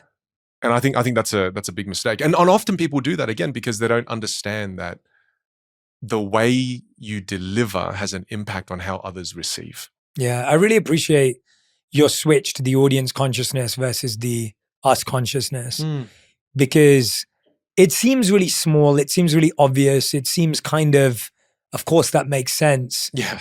But it really is everything. Yeah. Because all of a sudden, if you're thinking about being impressive, that's a really hard place to live from because now you're judging every word that comes out of your mouth and judging whether it's impressive, whether it's powerful, whether it's profound, whether it's whatever it is. And now you actually have no thinking space Yes. to actually be profound, impressive, and all those things you wanted to be. It's just not possible. Whereas if you were thinking, hey, what's that person in the audience struggling with? Mm-hmm. Like, what are they really struggling with? What's their challenge? What's the thing that, and that's how we started this conversation. I was like, what's everyone worried about when they come to you? Mm-hmm. Because to me, that's the most important thing. And if I know that what they're worried about is their accent, their voice, their whatever it may be, now all of a sudden I can address that. Yeah. And I can speak to that. And actually I can make them aware that I'm aware of that. And that's the same in a meeting. I think sometimes if someone said to me in a meeting, Jay, I know that you really want the podcast to be a special place for people to really learn, grow, and heal. I know that it's a big priority in your life. And I know that it's something that you put your heart into for 6 years. This is how to make it better. All of a sudden, I'm like, I'm all ears because I feel like you actually get where I'm at and where I'm coming from. Whereas if someone said, hey, you know what? I've just got this really great idea I want to share with you. All of a sudden, I'm like, well, I don't know if it's a great idea or not because I don't even know if we're on the same page. Yeah. And so walk me through some of the ways people can establish by what they're saying and how you did this beautiful video. Well, you were on stage, but I loved it. I absolutely loved it. And I realized I do it unconsciously. And when I saw you explain it, I was like, there you go. That's why you're such a great coach and such a great teacher. It was that idea of meeting people where they're at. And you were saying that when people come to you and they're like, oh, Vin, you're amazing on stage and you were great. And they speak really quietly. And you said, if you come back at that and go, yeah, what did you like about it? Yeah, or even worse, like, oh, thank you so much. Oh, because sometimes you bring that stage persona straight down. Yeah. Oh. Yeah.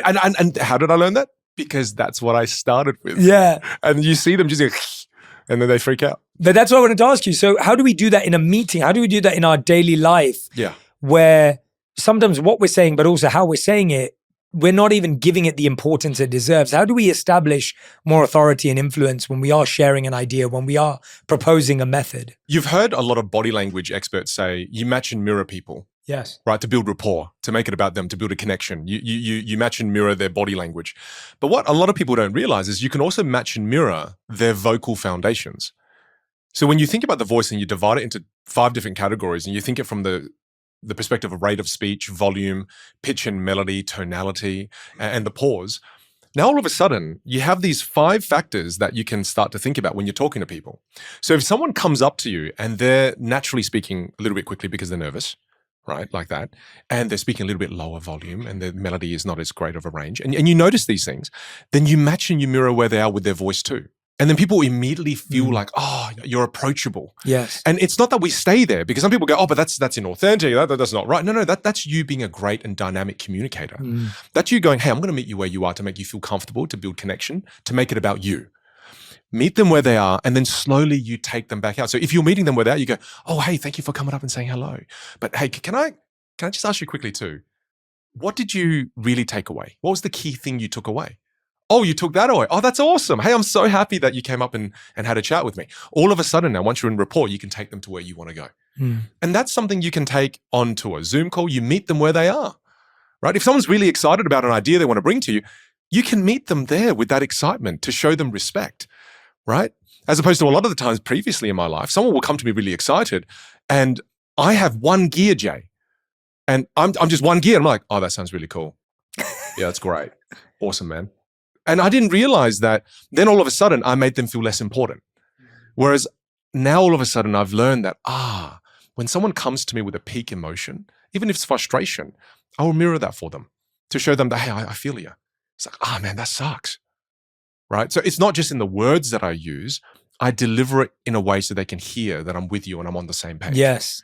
It's one of the fastest ways to build rapport with people. Yeah, I think that's so important because you could start up a Zoom call and someone turns up and they're in a really sad, low mood. Yeah. And in your head, you're thinking, come on, come on, bring more energy, right? And then you get frustrated. Yeah. And now you feel you're dragging them up a hill. Whereas if you were like, hey, I just want to check in with you. Like, you're right. Yeah, how's it going? You lower your volume too. Yeah. You meet them where they are. You're like, hey, I noticed on the other call, are you okay?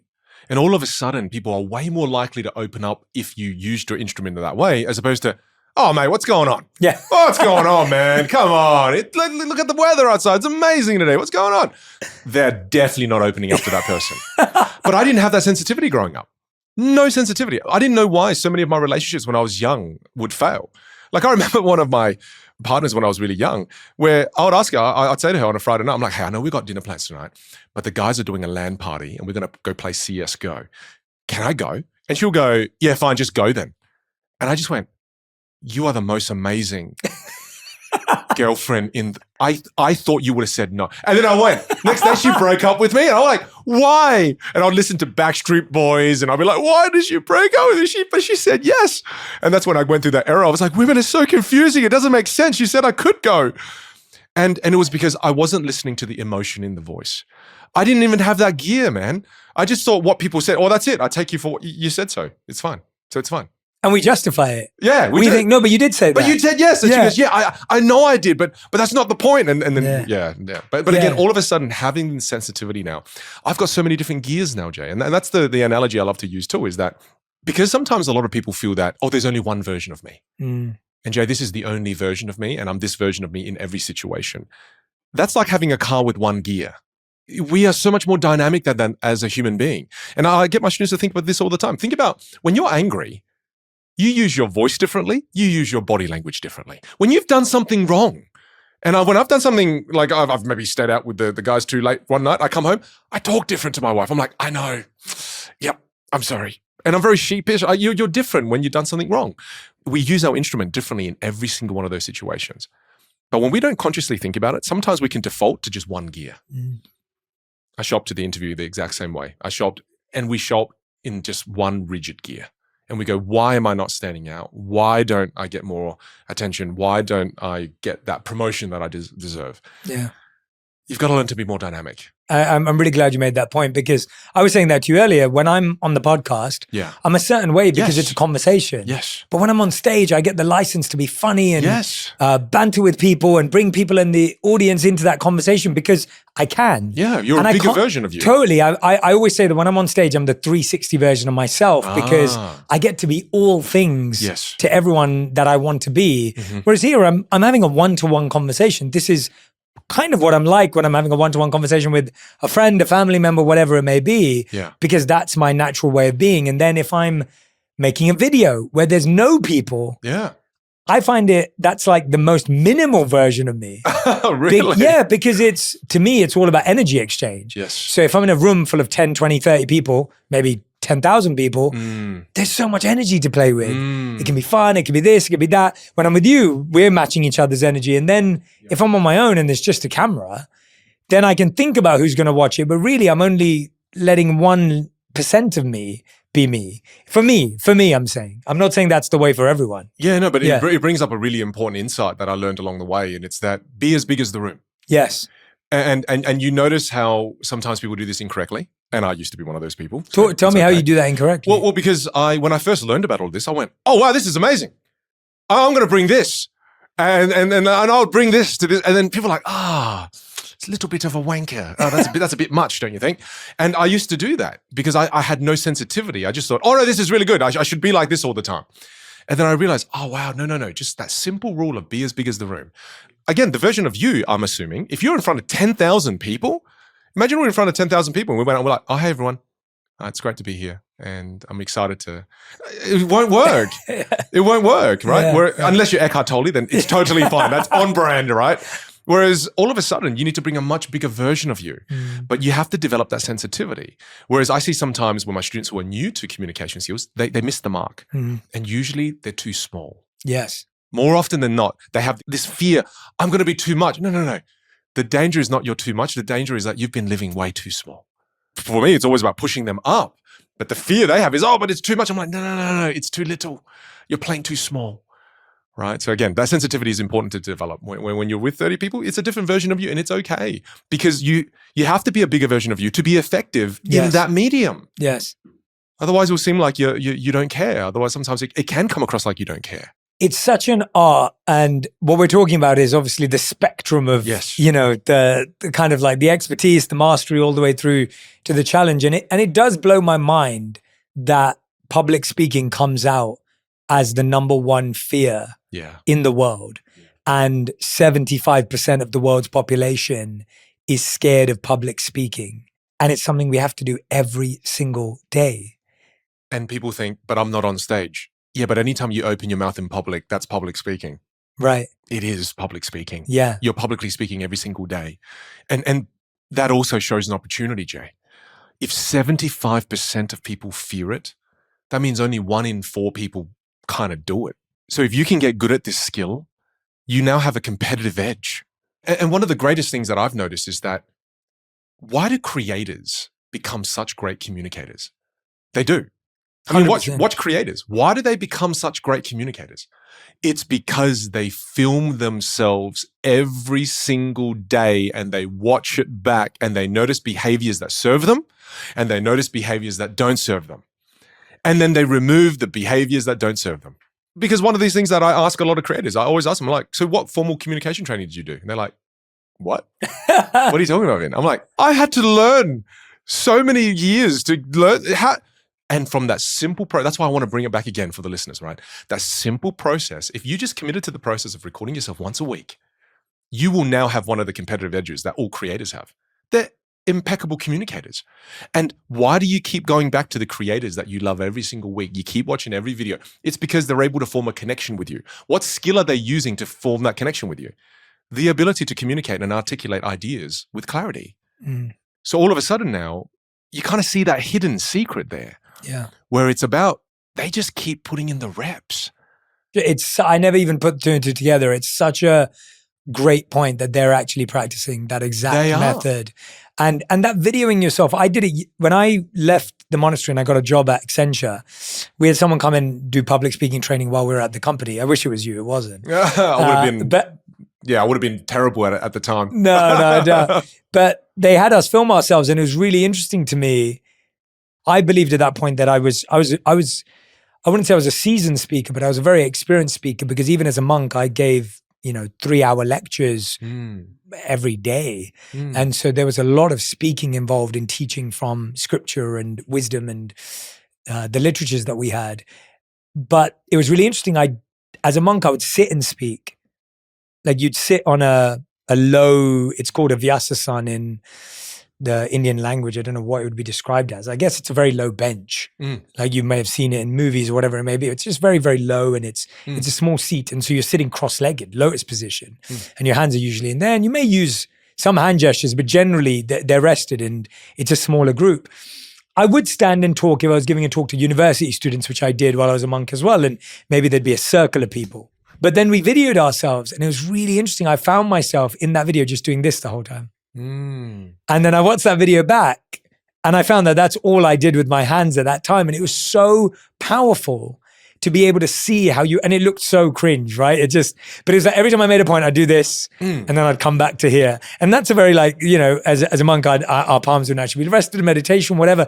And it was so interesting how I'd taken that habit into my work life. Oh, right. Right? And I was giving a corporate talk at the time. But what I'm saying is, I'm reiterating the point of needing to film yourself speaking. Like I stand by it fully, and I think you're spot on making people do it. It's so cool to geek out on this because you've had so much training in this arena.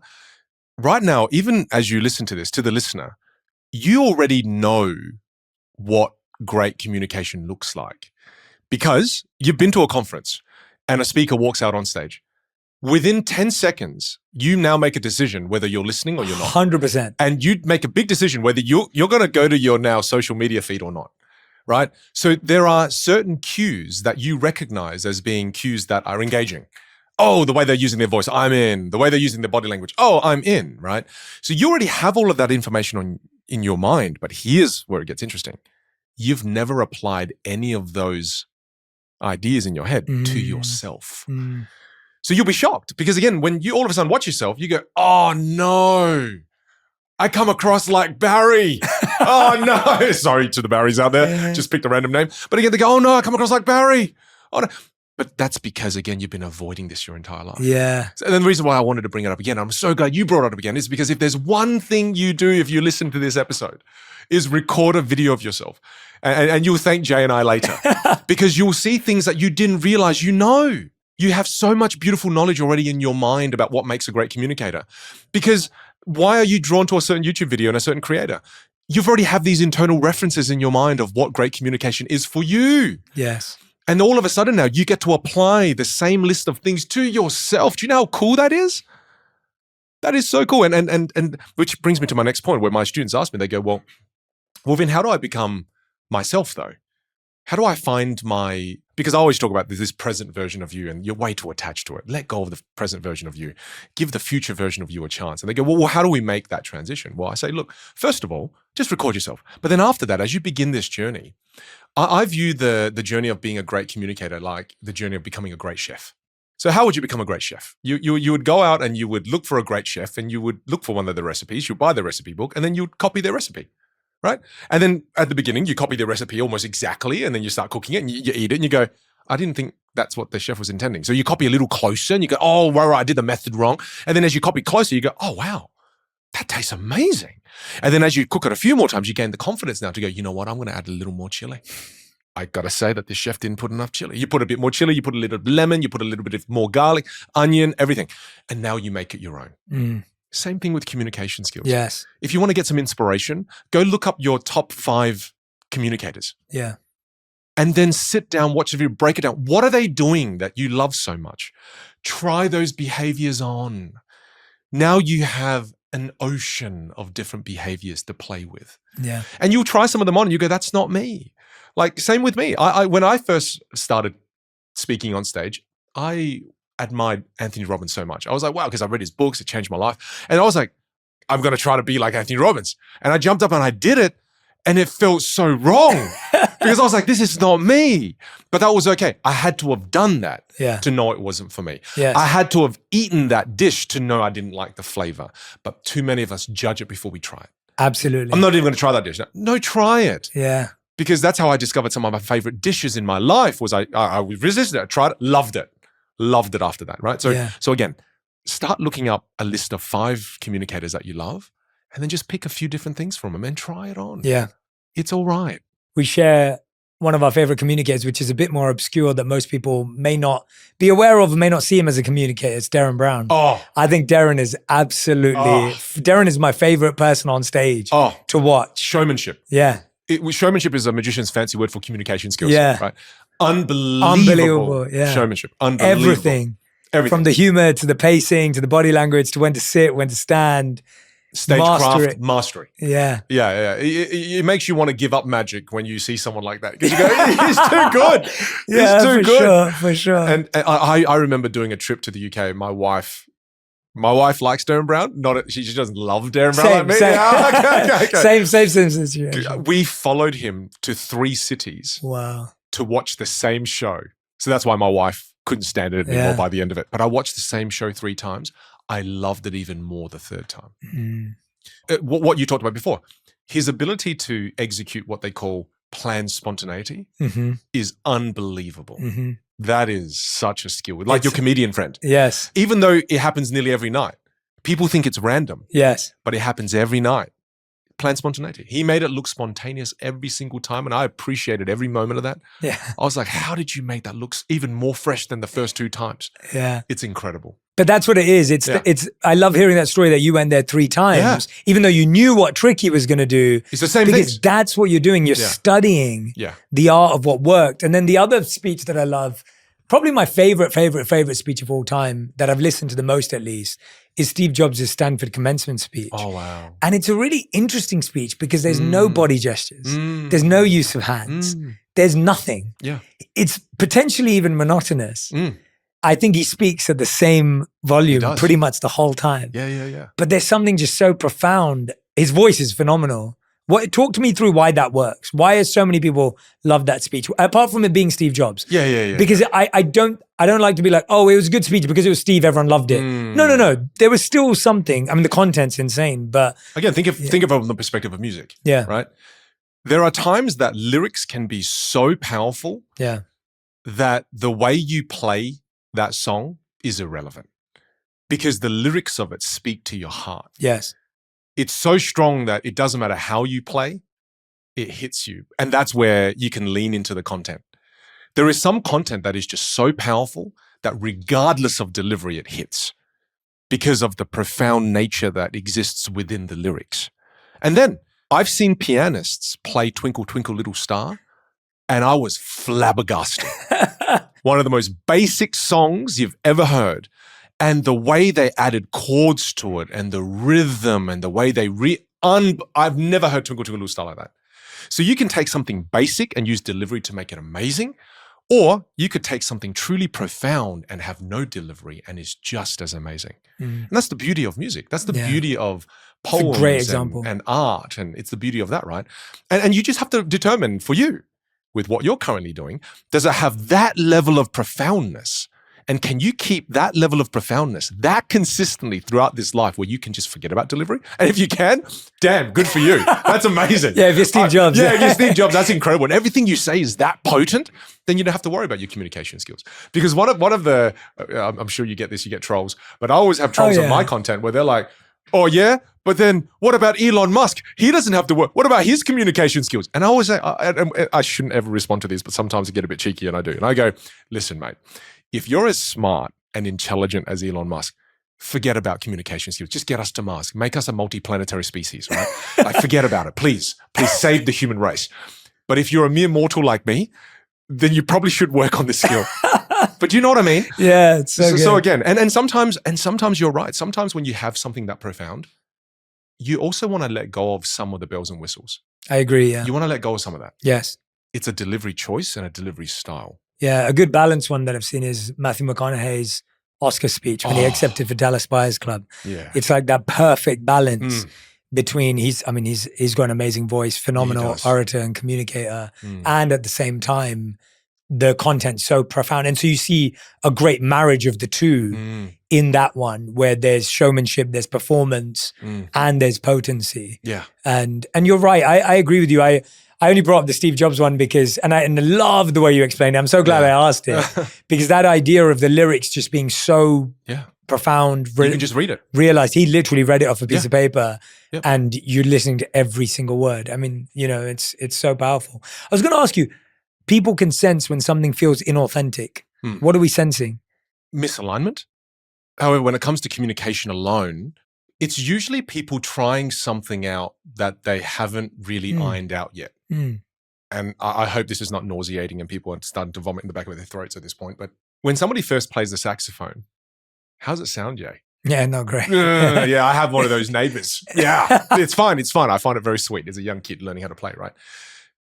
And do you ever sit for a moment and going, that is the most inauthentic saxophone player I've ever heard in my life? No. What a fake saxophone player. No, you go, that person's learning. And I'm just making it communication related. Yeah, I love it. So when I have my students try out things for the first time, and they're doing things like this, right? So they first learn volume. They go, I've been speaking with a low volume my whole life. So then they go, okay, I'm going to try to talk like this, okay? And I've just learned hand gestures, so I'm going to try to. People immediately look at that and go, inauthentic. Yes. You're doing something that's not authentic to you. No. I'm like, stop. That is someone just starting to learn how to play the saxophone. And the moment you call them inauthentic and fake, do you know what happens to them? They now revert to the same behaviors they've been repeating for the last 30 years of their life. It's such an intricate moment for someone when they're choosing to play their instrument in a different way that you've got to help them move towards the future version of them, Jay, right? And that's where we sense that that inauthentic part where we go, this person, I feel like they're being inauthentic. Yeah. You don't know the backstory.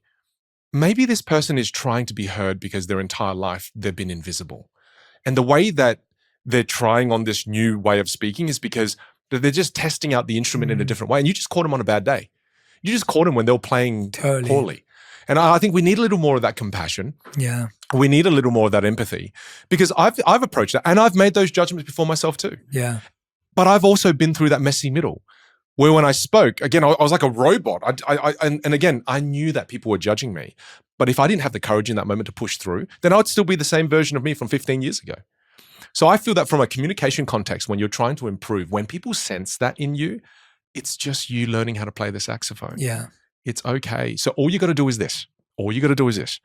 Before you start to play with your voice and your body differently and you start to improve the way you communicate, prime your conversations.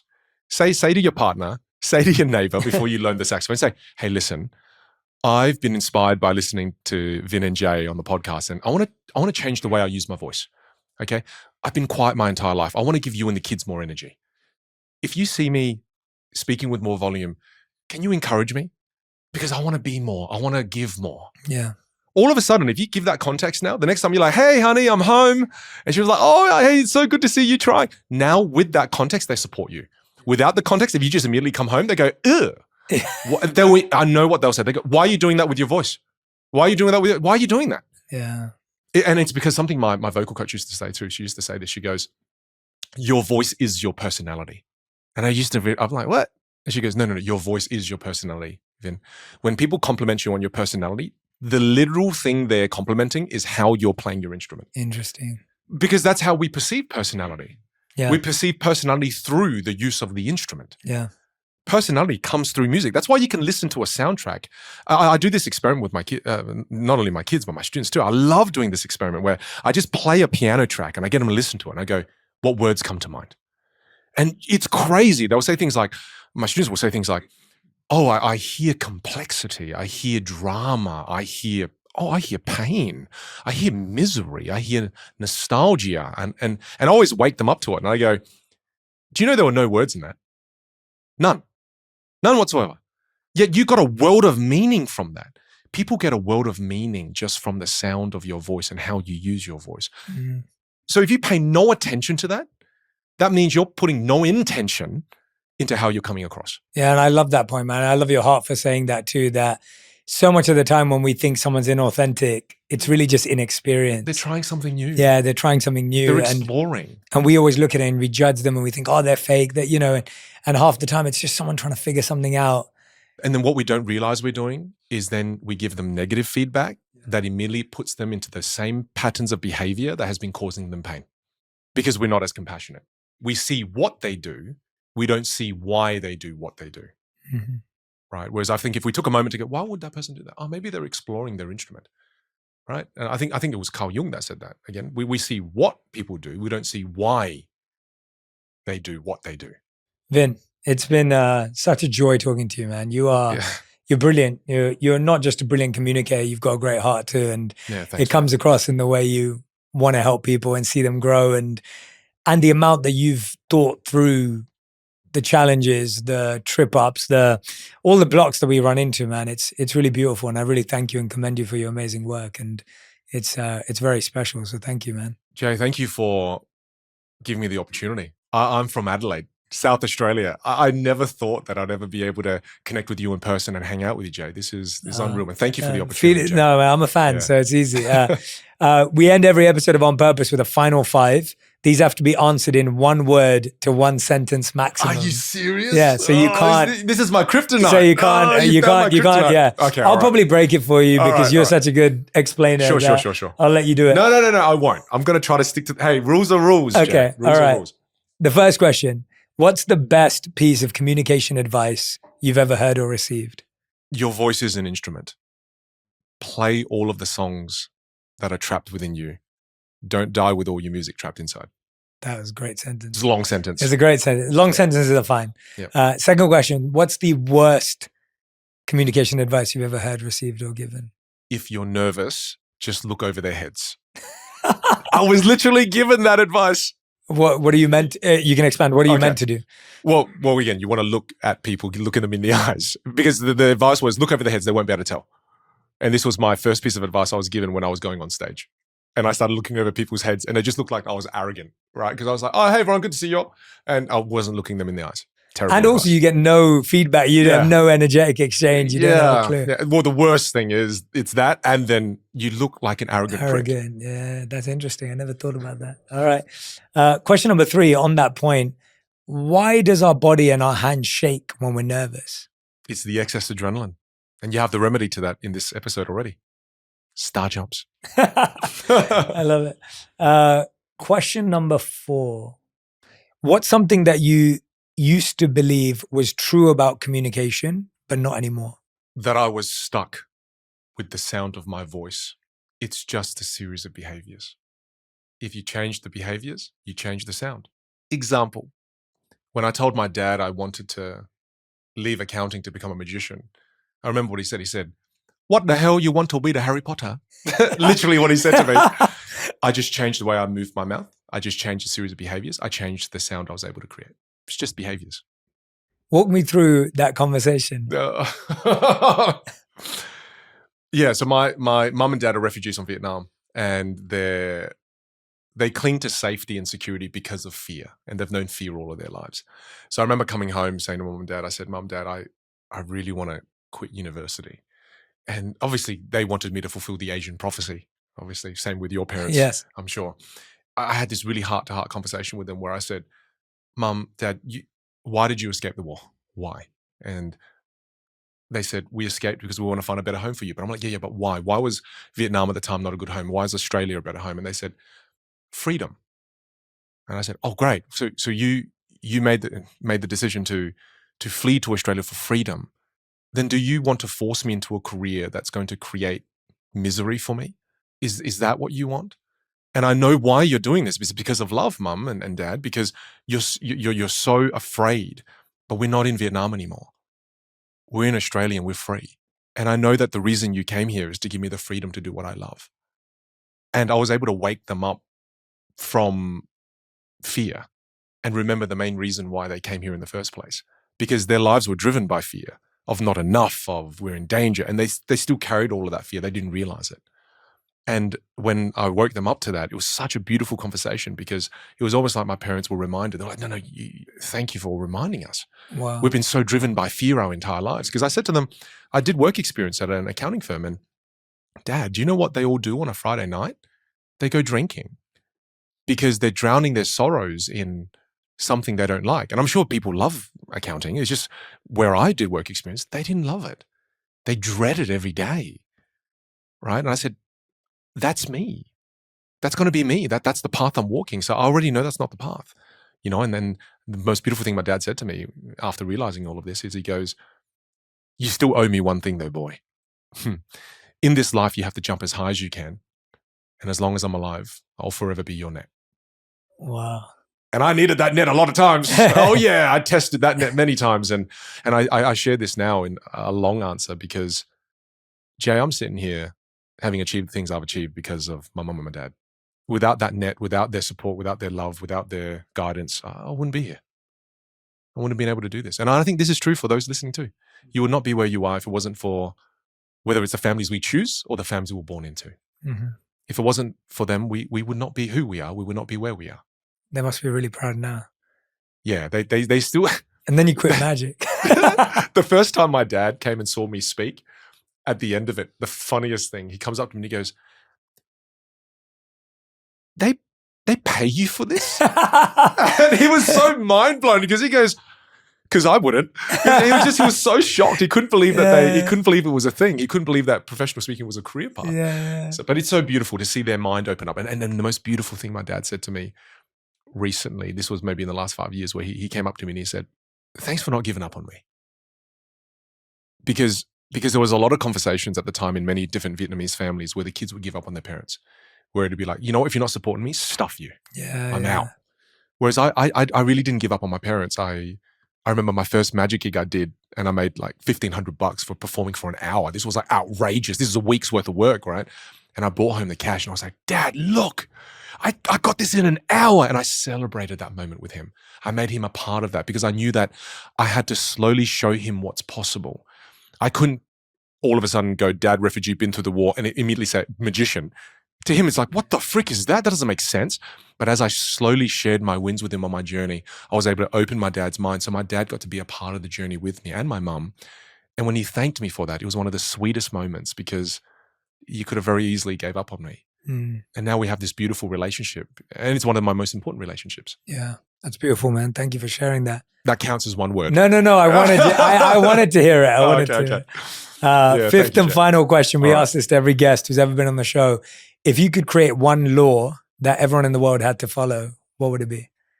Use your instrument to spread more love, kindness, and compassion. Vin Jiang, thank you so much.